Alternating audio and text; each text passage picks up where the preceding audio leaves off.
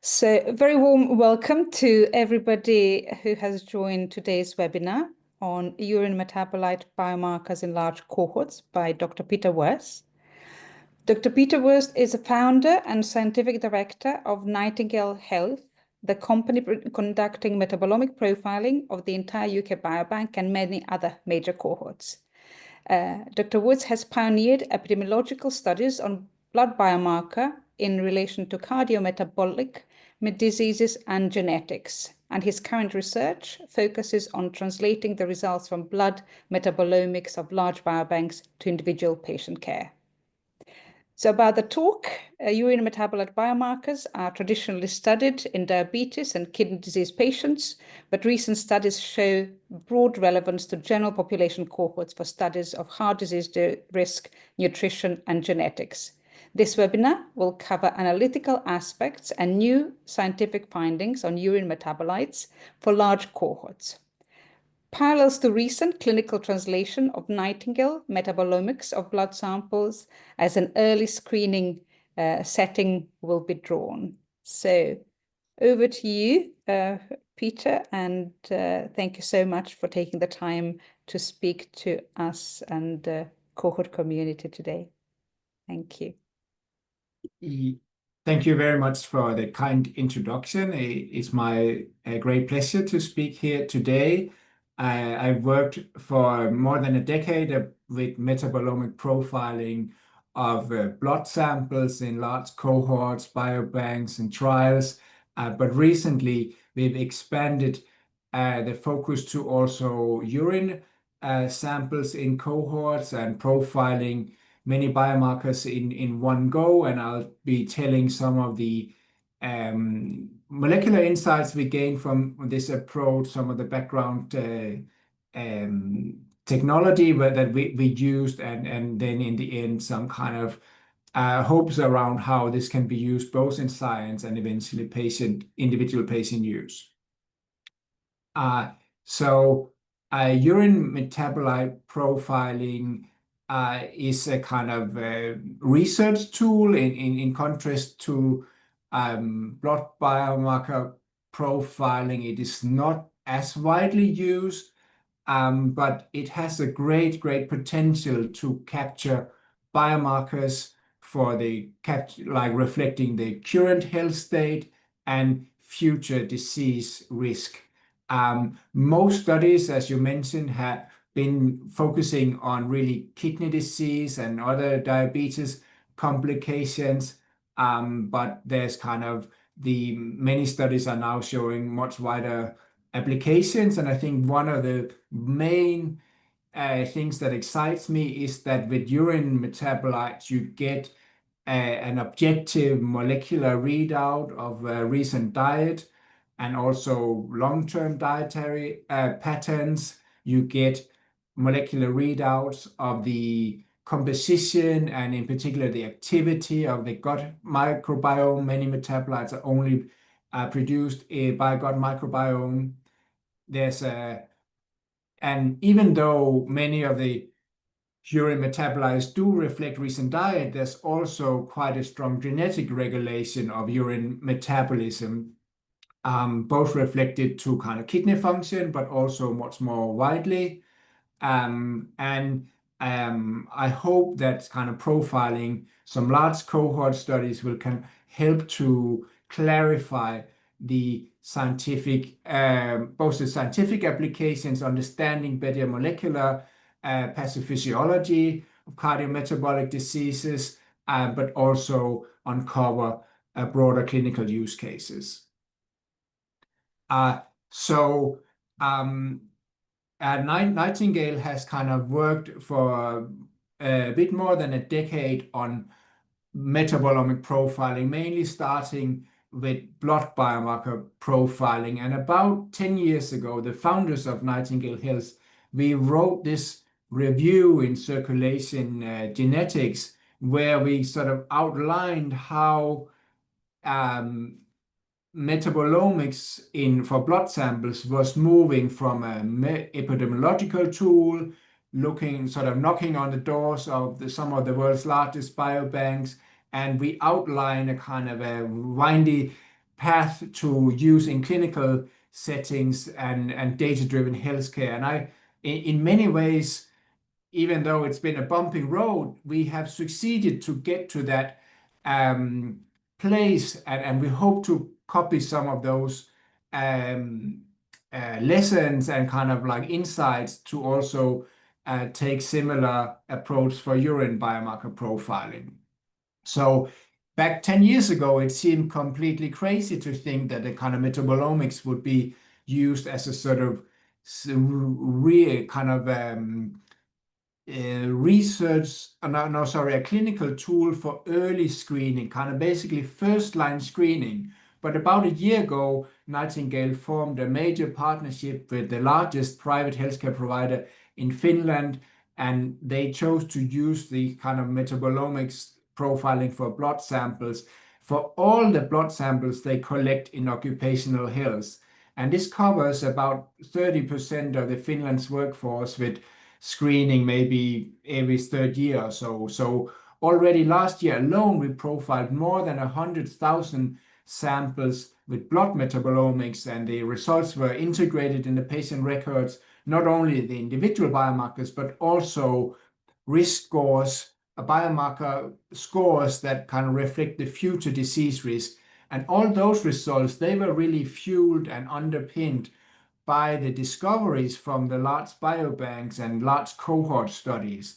So I will not go into the details here, but just sort of emphasizing that we hope to see the same with urine metabolomics, that profiling some large cohorts can really underpin some of this translational use. And I sort of feel that it's the urine metabolomics is maybe 10 years behind where we are with blood. So I feel that now it's kind of matches quite well that we kind of, where what we outlined in the review 10 years ago, there the first integration with genetic studies.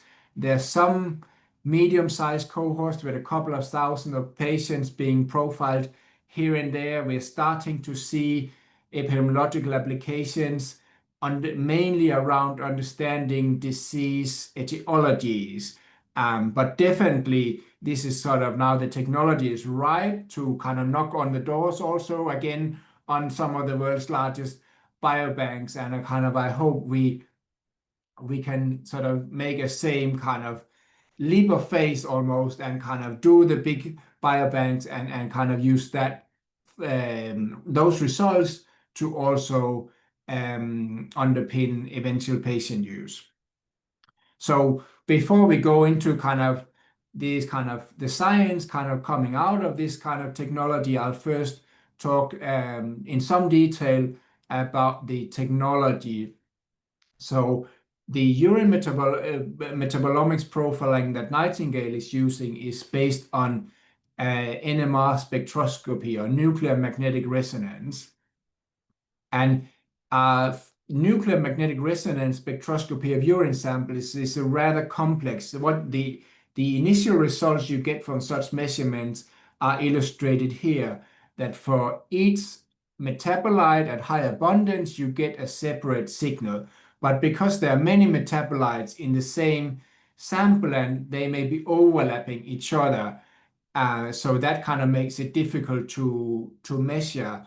And in contrast to blood, where this is now a very established research tool to measure hundreds of thousands of samples, that has been rather challenging to do with urine metabolomics, because we don't only want to measure the spectral shapes, we want to convert the information of those spectral shapes into biomarker concentrations of individual metabolites with known identity and absolute concentrations. And in urine, the concentrations can really differ from one patient to the next. Just thinking about yourself, if you look at the urine, it's pretty evident that the concentration changes quite a lot depending on which settings you collect the samples in. And in addition, if you have then, say, impaired kidney function, then that can add quite a bit of additional kind of changes in the concentration. And also the pH can then change And that means that the spectral shapes are changing the positions of these spectral spectral signals that you get, kind of that may shift. So it kind of has been technically hard to make this kind of fully automated quantification algorithm. But I feel about a year ago or so, maybe 2 years ago, we made kind of major breakthrough, so we can do this not only semi-automatically, but now almost fully automatically, and quantify 51 biomarkers from each sample, from both reflecting biomarkers that come from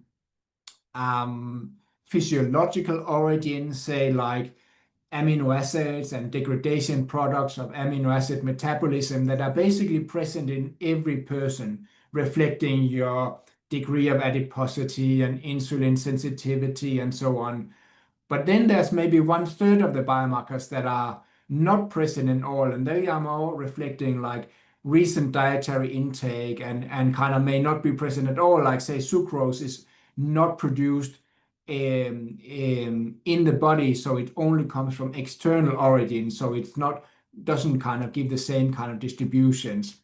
Then there are some microbial metabolites that are kind of present in most people, but maybe kind of still giving quite skewed distributions compared to those metabolites that have like more direct physiological origin. And we provide the measurements both in absolute concentrations, millimoles per liter, and then you can, in a way, to normalize it basically for the variation in urine dense concentration. Then one can scale each metabolite to, for instance, creatinine or other scaling factors, and that kind of make the results more consistent from person to person and also from cohort to cohort. Some recent papers have compared the different ways of scaling the urine metabolites, and they conclude that most results are similar, and urine is scaling by creatinine is quite simple and gives kind of same results as the more advanced methods. We use 500 microliter per sample. We can nowadays measure in a single instrument about 1,000 samples per week, and the algorithms for quantifications are, as I mentioned, quite fully automated, so it's like no longer a bottleneck for delivery of results. So really one of the hallmarks of NMR metabolomics is this kind of quantification in absolute concentration without any extraction process or sort of, and that also gives kind of the strong accuracy. And we've shown that in many studies with blood metabolomics, but with urine metabolomics, it's been hard to validate with external established gold standard assays, except in the case of creatinine. Then most of basically all the other biomarkers that we measure are not commonly measured in clinical chemistry analysis. But in the case of creatinine, several studies have shown very good consistency of the biomarker levels that is measured by Nightingale NMR compared to clinical chemistry measured from fresh samples right after the sample draw with standard instruments. Here, the data I show here is from some unpublished data from a study in Singapore, but there's also some similar correlations of close to 0.9 between the NMR and the clinical chemistry in, for instance, the Findayan study, even though the samples were stored in -20 for most of those samples well over 10 years before the measurements by NMR. So overall, urine samples are not as sensitive to sample handling and storage as, for instance, blood samples may be. For most of the biomarkers we measure, there's a very high success rates of quantification. So some it's even 100% or very close to 100%. In particular for the biomarkers of physiological origin. For dietary related metabolites, it's maybe quite a bit lower, partly because they may be just that there is no such biomarkers observed in all the samples. So then the kind of may not be measured, and the algorithm is often not as strong when the concentration is very low, so it cannot detect whether there's no signal at all or very low concentration. But now that was sort of a brief overview of what we measure, and then I'll move to some aspects of the urine metabolomics that are almost like prerequisites to whether it's a good tool in molecular epidemiology, a good tool to discover biomarkers for future disease onset.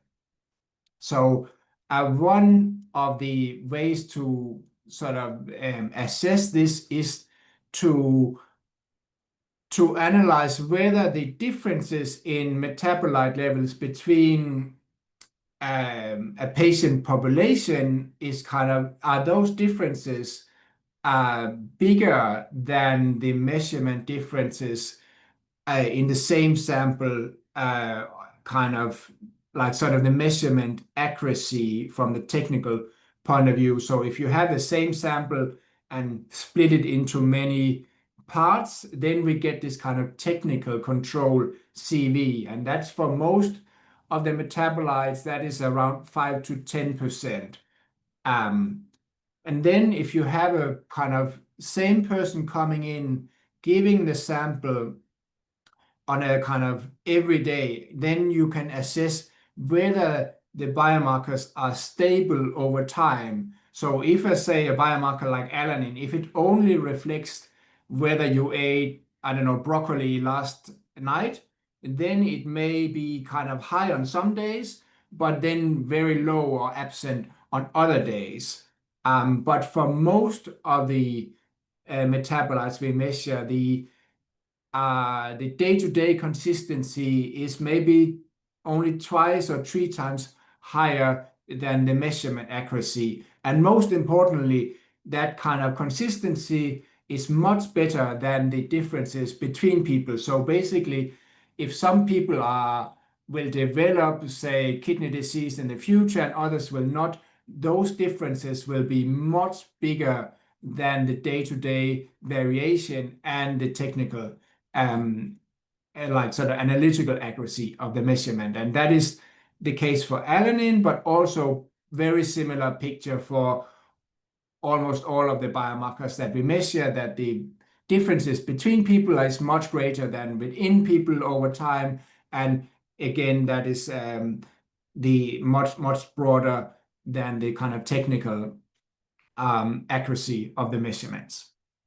So that is kind of a fundamental aspect, whether this is a good tool in epidemiology. But I think moving beyond is this key question: are the results consistent from cohort to cohort? And that has been maybe my main concern back in the days when we set up this technology. If you find promising biomarker findings in one cohort, will they be consistent also in another study? And that is, of course, key for biomarker research, and really not always the case. That many fantastic biomarker findings have been difficult to replicate with some other assays. But the more data we see from cohorts measured across the world, we see at least that the distributions of the metabolites are very consistent. Here are some results with 5 different cohorts with different types of patient settings, but perhaps more importantly, different types of protocols to collect urine. Like, is it morning urine? Is it any time of the day spot urine? Is it 24-hour urine, or so on? Like, those results are still very consistent in terms of the distribution, shape, and levels of the biomarkers. Not only for biomarkers that have a physiological origin, but also broadly for those that have a mainly dietary component, as shown for sucrose here. So for every new study we measure, then we give a kind of overall view of the biomarker distributions as illustrated here in blue. And then we compare to our kind of by now established reference levels of each biomarker in a general population settings, or cohorts of diabetes patients, because for some biomarkers, like illustrated in the bottom row with 4-deoxythreonate, then those biomarkers may be substantially lower in patients with diabetes. So kind of, I think it's helpful to give both. But I'm really reassured by these kind of findings that it's very, very consistent biomarker levels across different cohorts. So there's a possibility to replicate once many studies are measured. Then another interesting aspect is the kind of the correlation structure between the biomarkers. So in the blood metabolomics, Nightingale's NMR-based metabolomics panel, they measure many detailed lipid measures, and many of those are highly correlated, like the different types of, say, even like standard lipids like triglycerides and total cholesterol and LDL cholesterol, they may be fairly highly correlated. So if you measure more of those subspecies, the correlation is, due to biological reasons, very highly correlated. In the urine metabolites, that is not really the case. There's actually very modest correlation between the different biomarkers. Some of the different amino acids, like say alanine and glycine, they are correlated up to 0.7 or something. But by and large, there's kind of very little correlation between the different biomarkers. So that is helpful in terms of like new discovery opportunities, but also good to know if you do multiple testing correction, then I think it's wise to correct basically for the same number as the biomarkers measured. So correcting for maybe 50 independent tests. To help get the kind of interpretation of new findings going, we provide a short description of the role of each biomarker. Sometimes we've seen some of the early studies, they may find that something like 3-hydroxyisovalerate is associated with, I don't know, cardiovascular disease and diabetes patients.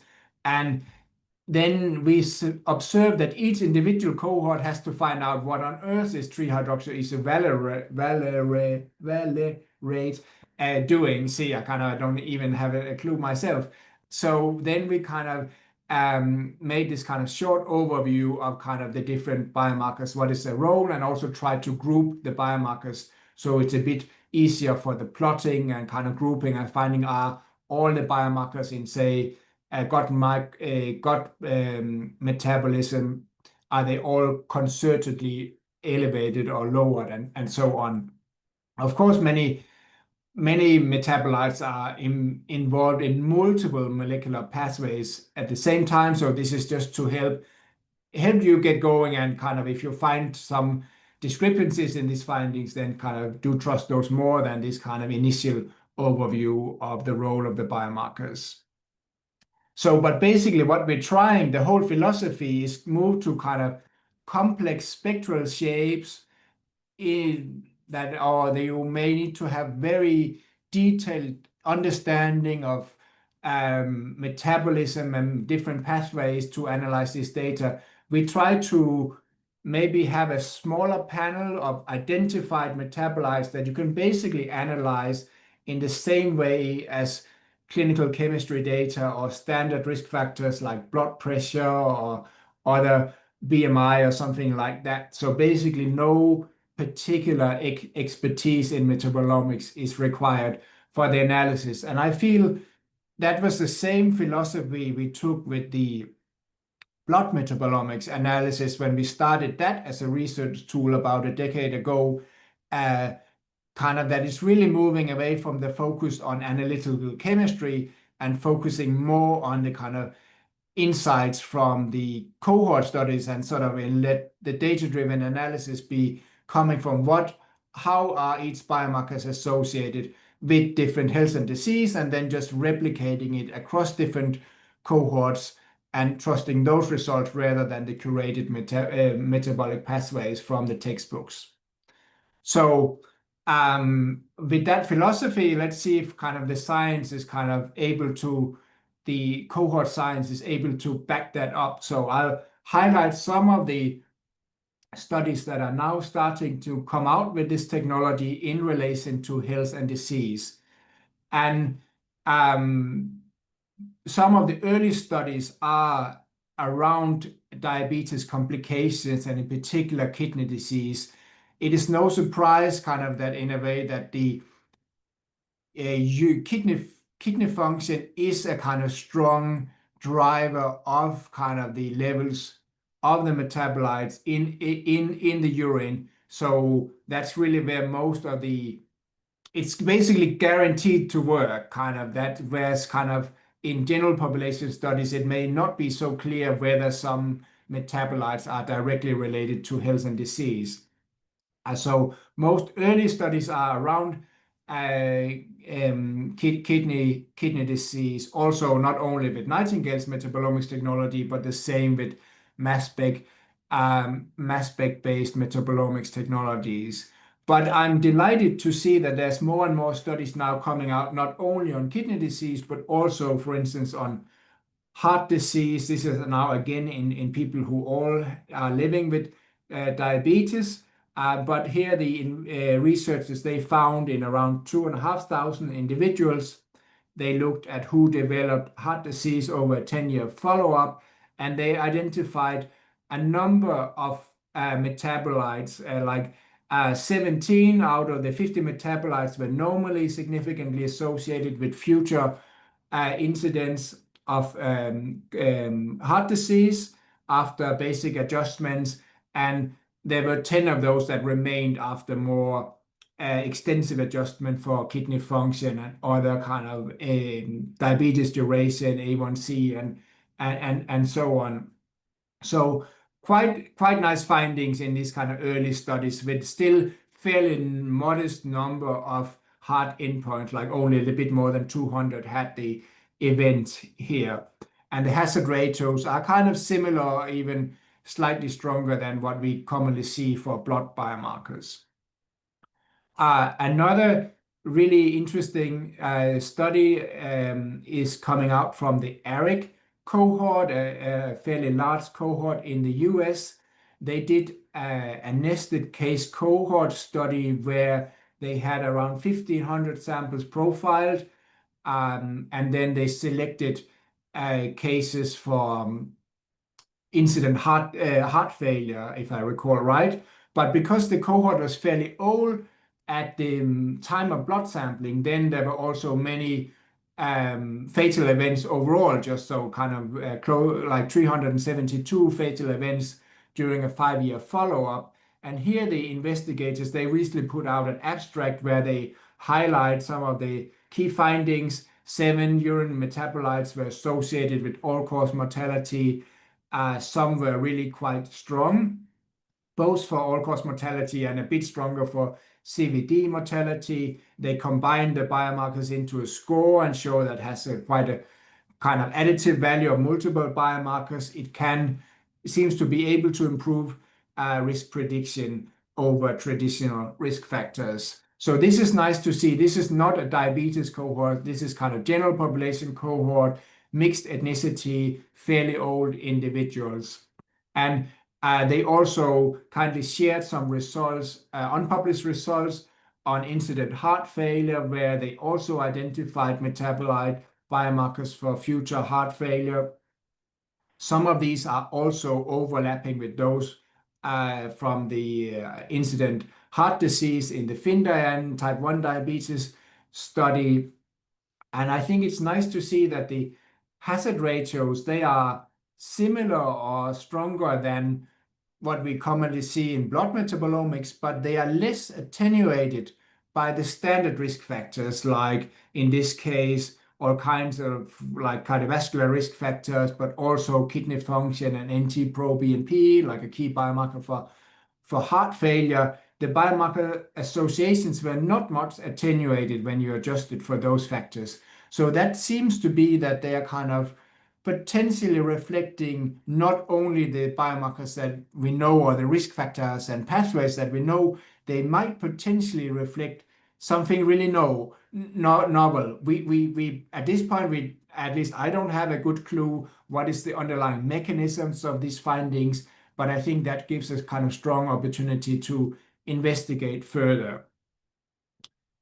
So this is just kind of scratching the surface a bit in terms of disease prediction. I just want to highlight also some really nice studies on kind of combining genetic data with the urinary metabolites.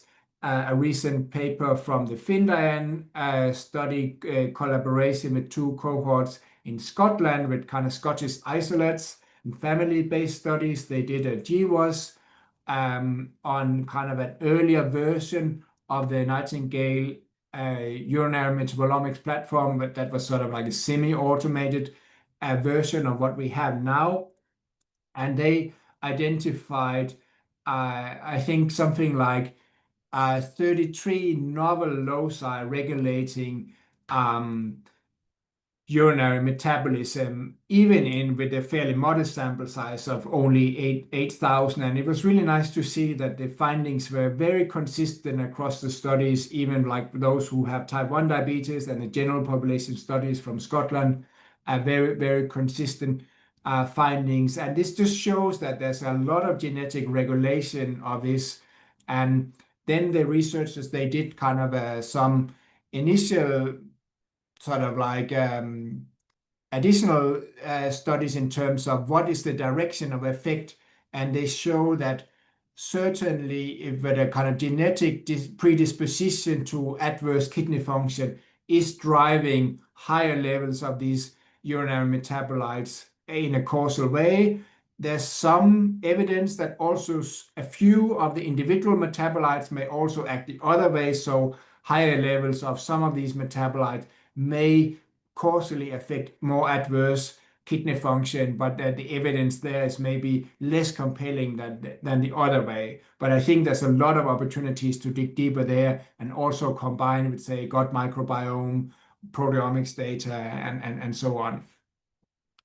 So finally, just a few words about kind of the complementarity of urinary metabolites and blood metabolites. So in the Nightingale setup, we capture 250 metabolic measures from plasma and serum, and about 50 from urine, but there's only about 10 to 15 that are overlapping, and so those are listed here, like various amino acids and a few energy metabolism related metabolites like glucose and lactate, citrate. So but the correlation between what you measure in blood and urine is at best 0.5 or often a bit lower. So it's really not so that if you have measured in blood, then you don't need to measure in urine, or the other way around for these metabolites. Rather, I think it gives a kind of a unique opportunity to sort of see what's going on both sides of the urine and how of the kidney, and how leaky the kidney function is. I think there's not that many studies really fully utilizing the kind of the complementarity of these kind of insights, but I think there's a big potential here.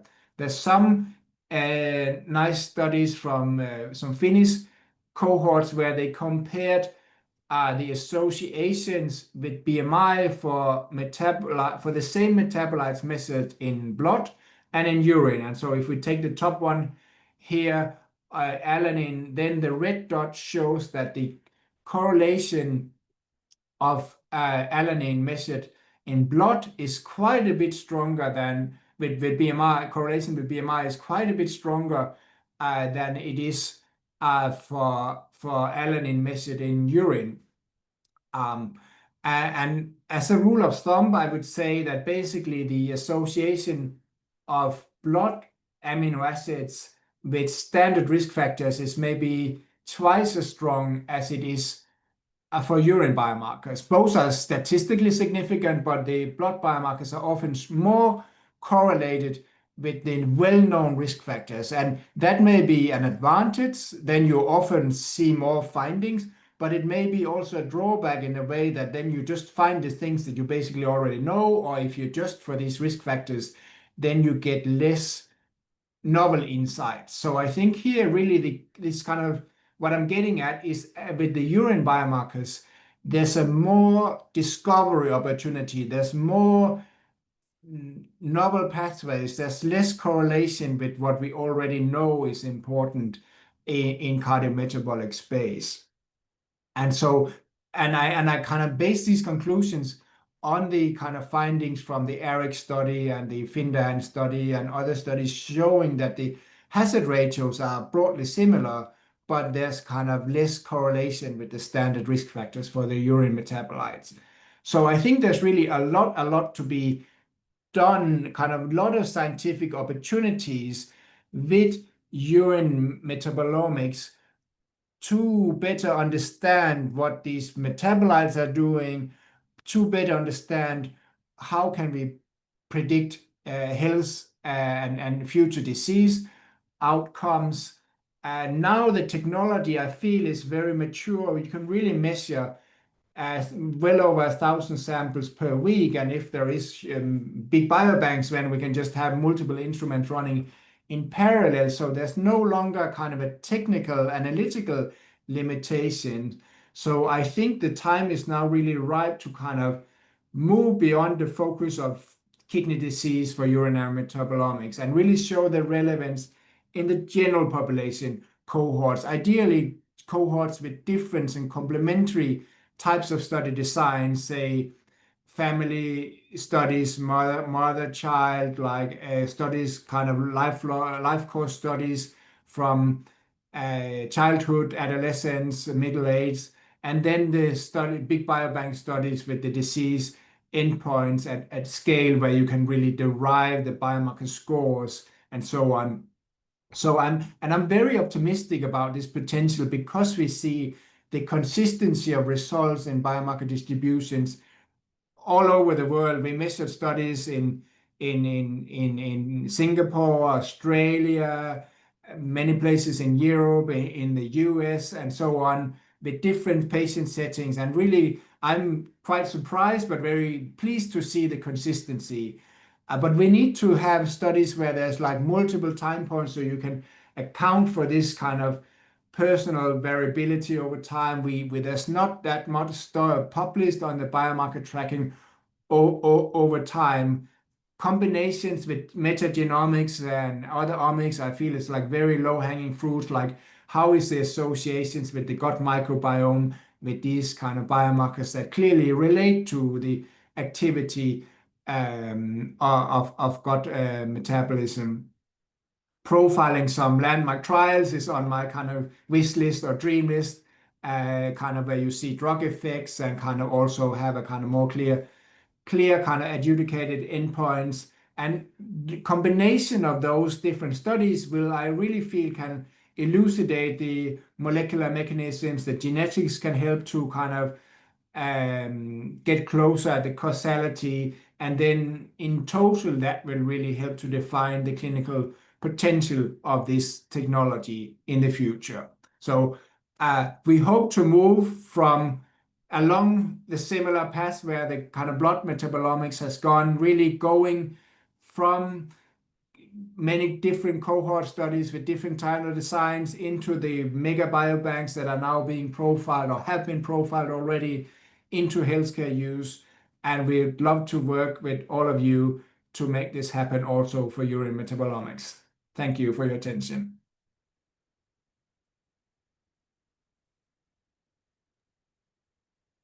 Thank you so much, Peter, for a brilliant talk. Really excellent overview of where do urine metabolites really, I guess, are positioned compared to the blood metabolites and how genetics can bring additional information. I'm not sure that we have any questions in the chat, so perhaps I can start. Oh, we have one. So one is great talk. I'm thinking about normalization of sample collection. Is there any difference in urine collected early morning versus later in the day? Yeah, great question. So as far as we can tell, there's no, the distributions are very similar regardless of how the urine samples are collected. we don't have like head-to-head studies that are kind of showing that, oh, it would be stronger association magnitudes if they are collected in the morning. So I think for now, in a way, what you don't have to sort of design your or collect new samples. I think what we now can explore is all the millions of urine samples that are in the freezers and where nothing is measured or only creatinine and albumin is measured at the moment, and then learn from that, and then kind of maybe there will be subsets of those that are collected in the morning within a single study that can then more firmly answer this question rather than just the comparisons that we have tried to do from smaller studies across different cohorts. Great. Thank Then you. Carsten Sura is asking for, is there a place for saliva? Possibly, but probably not with NMR metabolomics. I think the concentration levels that we can observe with NMR, its saliva is fairly low. So there, I think other analytical assays are better set to do that. But Carsten is mentioning UK Biobank collected this. I think before dreaming about UK Biobank, I think other studies need to be come up with more compelling evidence. But the UK Biobank also have urine samples, and they have measured, I think, 4 or 5 biomarkers, such as a few metal ions and then albumin and creatinine. But I think there's a really big potential to measure much more in those, and that study would really help to answer the question, is there like, what is the role of these biomarkers in health and disease? And so we would love to talk if there's sort of like a kind of a research consortium that will sort of maybe pool some funding, then probably Nightingale can co-invest to measure tens of thousands, maybe 50, 100,000 samples. And we have had some discussions some time ago with UK Biobank whether we need to measure all 500,000 samples before making an application. And they said with urine, it may not be the same requirements as for blood, just because they have so much available and it's really underused. So please get in touch if you're interested to be part of such effort. And then there's a question, how correlated are the NMR measures for these urine metabolites to measures with LCMS? Excellent question. I actually don't think there's anything published on that. So we have validated our measurements with spiking and kind of have a strong confidence on the kind of quantification principles of NMR spectroscopy, that once you can quantify one metabolite accurately, then it's like a ratio method. Like when we know we quantify creatinine accurately based on the comparison to clinical chemistry, so that gives some inference that then the concentration levels also for the other metabolites is correct. But I think that would be nice to study, and we maybe some of the cohorts that have already been profiled have such data. If not, there's a clear scientific opportunity to compare. With the blood, we see correlations quite good, I would think, often about 0.7, 0.8 or something like that with mass spec. But often we see a bit better with kind of clinical chemistry assays like Roche machines or something, for in the case where we have overlapping biomarkers. But what we do know is that the genetic hits are very consistent, like the MQTLs coming out in the recent paper. Many of those have both been found by the Greifswald group using NMR, but also with the studies from many investigators using metabolon on urine metabolomics, some elegant papers there. and the kind of those hits are consistent. It's just that now we can measure this. We have also many unique metabolites, but also the scaling with NMR is easier than with mass spec. Then about a question about 24 urine sample.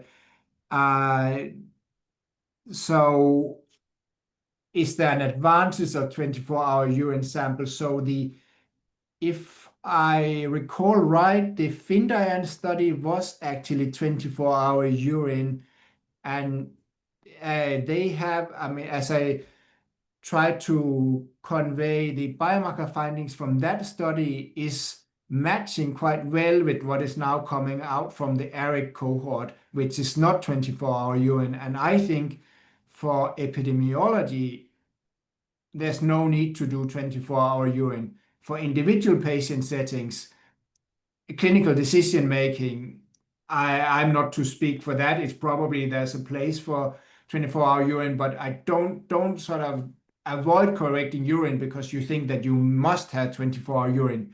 Now that we can scale to creatinine and kind of, it's like there's no need to scale to urine volume.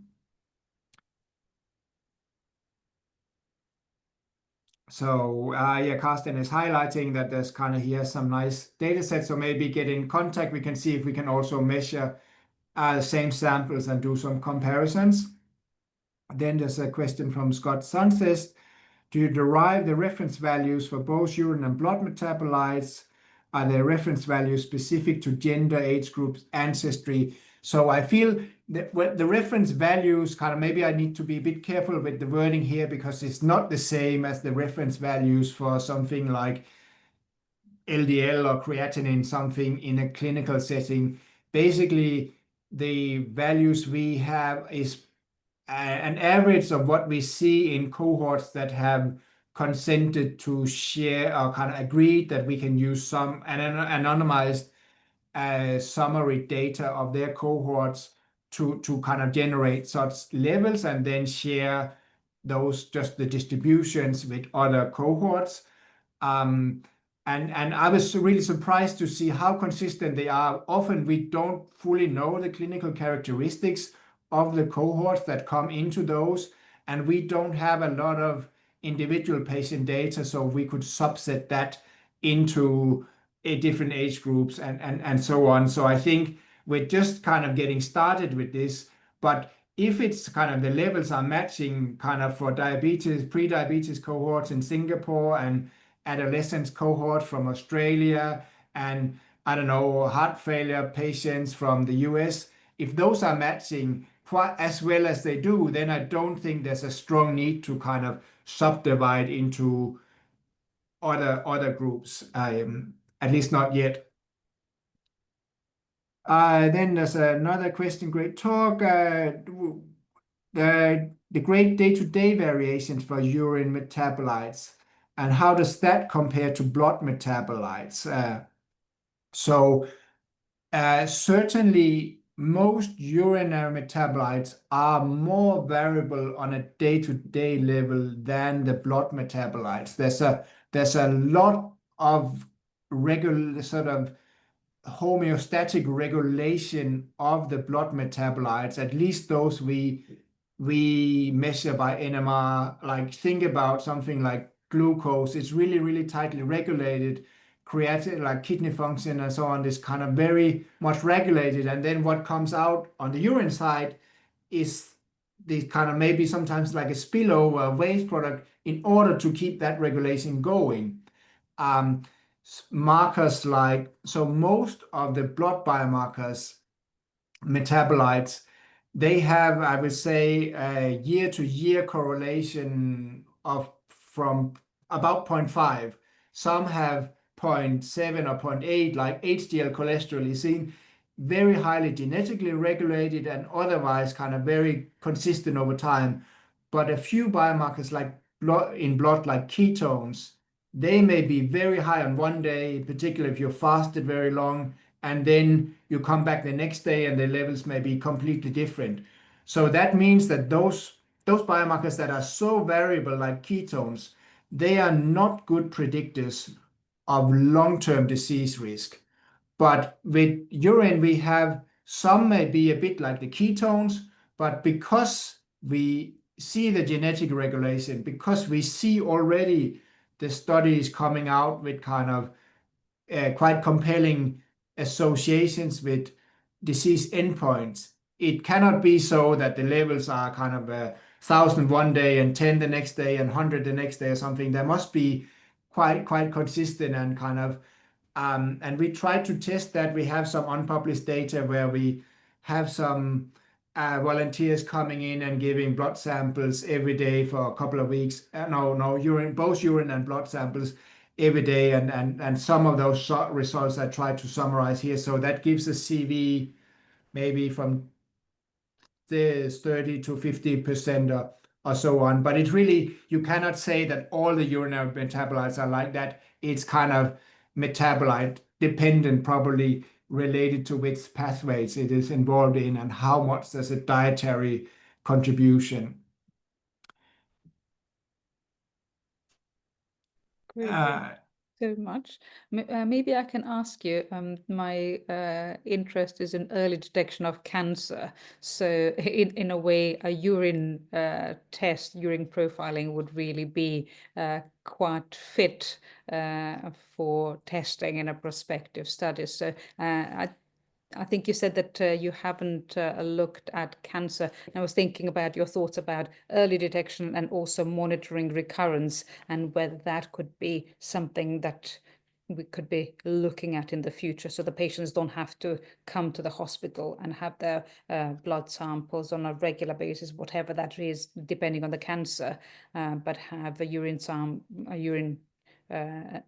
tube sent to them, and in a way try and see whether a profile may denote cancer coming back. So just wanted to hear your thoughts. Yeah, I think at least with our platform, there's no studies on that. So these studies I presented here, they are not driven by kind of Nightingale have been doing this kind of research. This is kind of investor driven, and as I mentioned, they kind of started with kidney disease. They kind of quite a lot of studies on diabetes. Now we see more studies on general population, but not yet so big that they would be able to kind of look at kind of compellingly at incident, even common cancers. I think so. One would either need to profile even larger biobanks so you can sort of screen across common diseases, or then select kind of incident cancer cases or look at cancer